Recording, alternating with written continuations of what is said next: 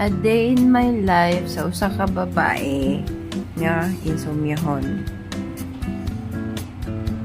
Sumora niya akong day, gikan day hantod night. Kanang pagsigirag higda kay lipong. Unya, maningkamot na lang ka nga makatulog ka.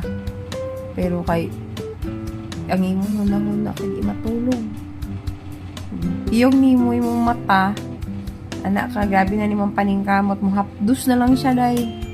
Pero ang imo huna-huna na ara sa palibot, nagsige paminaw sa unsa ng mga gatikaw-tikaw sa palibot.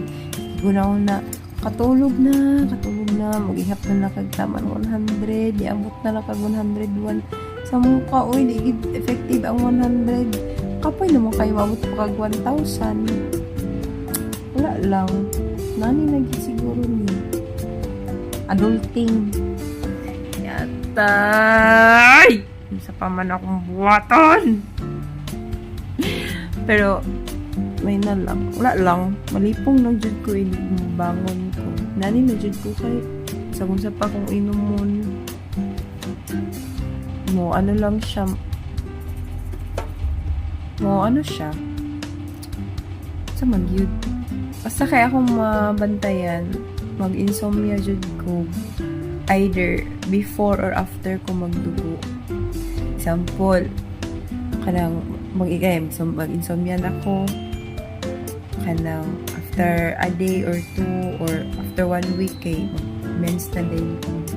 Pero usahay kay kuman ako mag-mens, after ko mag-mens kay mga 2 or 3 or after 1 week mag-insomnia na yun ko. Niya ako insomnia kay 2 days.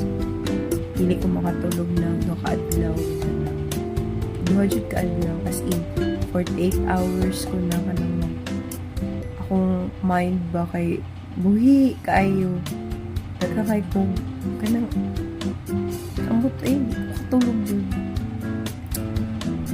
Saan man ako ni oy. Wala lang, i-document lang na ko para kuan.